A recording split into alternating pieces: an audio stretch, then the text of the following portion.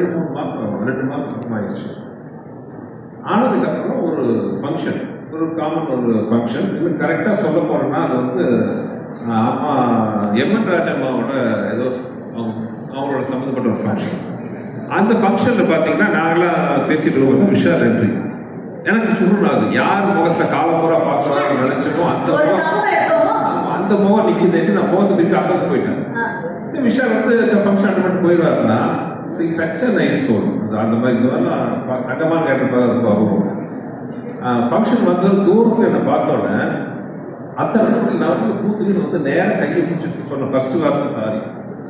அன்றைக்கி ஆக்சுவலாக medical emergency அவங்களோட சம்மந்தப்பட்ட ஒரு இடத்துல, அதுக்காக அர்ஜென்ட்டாக கிளம்பி போயிட்டார். அதுக்கப்புறம் கான்டாக்ட் ட்ரை பண்ணாரு, கான்டாக்ட் பண்ண முடியலைங்கிற விஷயம்.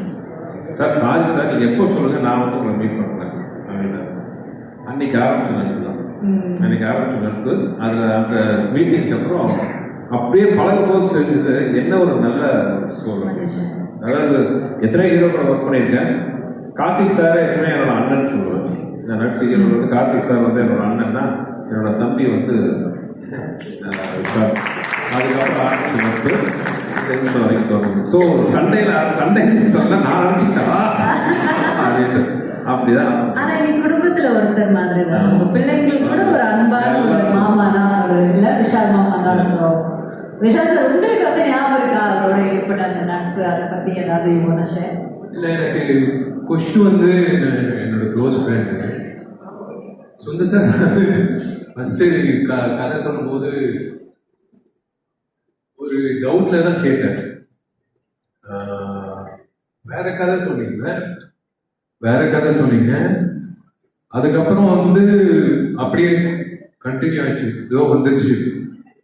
ஆமா, இவ்வளவு நேரம் உங்களை பத்தி தான் பேசிட்டு இருந்தோம்.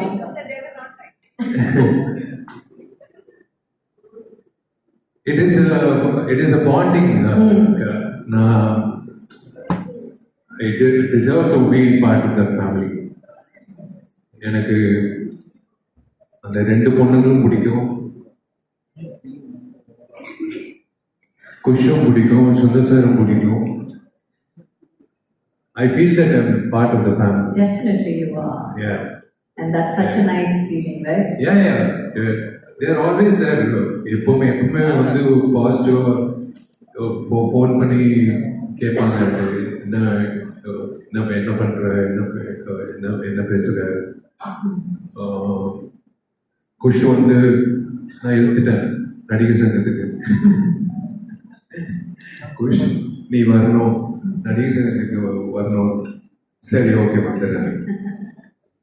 And I think யார் சொன்னா இன்னைக்கு கூட for example is having a very high fever. but யாருக்காக வந்து I doubt, but சுந்தர் சார்னா I think he has come like really high fever is running. Thank you so much for that. And இப்போ வந்துட்டு அதுக்கப்புறம் உங்களுக்கு இது ஒரு படம் பண்ணி முடிச்சாச்சு. பட் சார் வந்துட்டு எப்பவுமே வந்து பார்த்தீங்கன்னா அவர் வந்து ஒரு 40 நாள் ஷூட்டிங்னா 40 நாள் ஷூட்டிங் முடிஞ்சிடும். 39 நாள் 38 நாள்ல கூட முடிய வாய்ப்பு இருக்கே தவிர 41 மட்டும் அது போனதா சரித்திரமே கிடையாது. அதுக்கப்புறம் இவ்வளவுதான் போஸ்ட் ப்ரொடக்ஷன். அதுக்கப்புறம் இந்த டேட் ரிலீஸ்னா சார் ரிலீஸ் ஆகும். அப்படி அவரோட கெரியர்ல ஐ திங்க் அவர் மிஸ் பண்ண ஒரே ஒரு படம் இதுதான். மக்களுக்கு எல்லாமே அவரோட ரசிகர்கள் எல்லாமே இது ஒன்று மட்டும் மிஸ் ஆயிடுச்சு. ஏன்னா அந்த டைம்ல எம்ஜிஆர் பயங்கர காமெடியா இருக்கும். ஐயோ அந்த கிளைமேக்ஸ் முன்னாடி அவங்க பயங்கர காமெடியா இருக்கும். ஒரு 15 minutes இருக்கு ஒரு சீக்வன்ஸ்.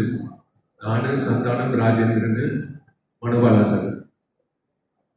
அது ஹேட்ஸ் ஆஃப் இல்ல அவரோட கிரியேட்டிவிட்டி. Hats off. அது வந்து கண்டிப்பா வந்து 100% வந்து எல்லாரும் சிரிச்சுட்டு வெளில வரும். Extraordinary comedy. அது சொல்லக்கூடாது. But it is a wonderful journey working with him.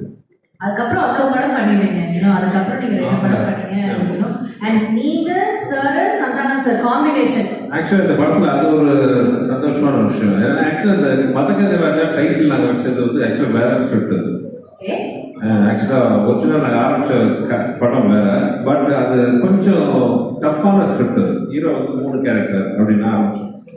அதுக்கப்புறம் தான் படம் ஷூட்டிங்க்கு கொஞ்சம் முன்னாடி தான் வந்து இந்த ஸ்கிரிப்ட் பண்ணலாம், அதோட இது நல்லா கமர்ஷியல் என்டர்டெய்னராக இருக்கும்ட்டு நானே இங்கே வெங்கட் 2 பேர் இன்னைக்கு இந்த காமெடி எல்லாம் சொல்றீங்க பார்த்தீங்களா, உட்காந்து மண்டையை பிச்சுக்கிட்டு உருட்டிக்கிட்டாருன்ட்டு. என்ன ஒரு நல்ல ஒரு இன்ட்ரெஸ்டிங்கான விஷயம் ஒரு மரகதை ராஜன்னா, இப்போ பிஸியான ஹீரோவாக இருக்கிற சந்தானம், அது என்னது விண்டேஜ் சந்தானம் யூமா ஒரு பேர்ல படம் ஃபுல்லா. அதுக்கு முன்னாடி வந்து சந்தானம் வெங்கடம் வந்து கலகலப்பு பண்ணாரு, தீயா வேலை செய்வாங்க. உண்மை சொல்ல போனா அந்த 2 படத்தையும் பார்த்தா 5 நாள் தான் ஒர்க் பண்ணியிருந்தாரு. கலகலப்பு ஒரு 5 days, தீயா வேலை செய்வாங்க 6 days தான். நிஜமாவா? நிஜமாவா? நீங்க தெரிஞ்சு குமாரா? ஆமா. இப்போ கூட அந்த காமெடி ஃபிளாஷ் வருதுன்னா யுவன் சங்கர் ராஜா அப்படின்பாரு. நான் கருப்புராஜா வரேன். ஆமா, நாகூர் பிரியாணி உளுந்தூர்பேட்டை நாய்க்கு தான். அது பாருங்க. இப்போ வந்து பட் இந்த படத்துல பாத்தீங்கன்னா சந்தானம் த்ரோட்டா இஸ் அப்ப இதுக்கு தான் அரண்மனை பண்ணீங்களா? இந்த படம். ஓகே, அதுலயே வருது. ஓகே. ஸோ அந்த விண்டேஜ் சந்தானம், அப்புறம் விண்டேஜ் விஜய். விண்டேஜ் விஜய் அவருக்கு மாஸ் சாங் பார்க்கும்போது வைத்தஸ்டா என்ன இந்த சாங்லாம் இந்த மாதிரி பாருங்க. கண்டிப்பா சார். கேட்கும் போது அதுன்னு ஒரு மியூசிக் மட்டும் இல்ல, அவரோட வாய்ஸ் பேக்ரவுண்ட், அந்த வாய்ஸ் அந்த கடைசி 99 சாங், அவரோட வாய்ஸ், அந்த ஐ எனர்ஜி, அந்த எனர்ஜியில பார்த்தா விஷால் ஆட டான்ஸ் பாருங்க, என்ன எனர்ஜெட்டிக்கா இருக்கு. விஷாலே பார்த்து ஆச்சரியம் பார்க்க என்ன இதாட்டம் ஆடிக்கிறேன். உண்மையிலே எனக்கே ஞாபகம் இல்லை. Vintage Santhanam, vintage Vijay, luckily பார்த்தீங்கன்னா எல்லாரும் இப்போ வந்து அதோட ஒரு படி மேல இன்னும் நல்லா சந்தோஷமா இருக்கும். So it's like looking back at our college days. நான் காலேஜ் போல looking back our school days. Sir actually இன்னொரு விஷயம் கூட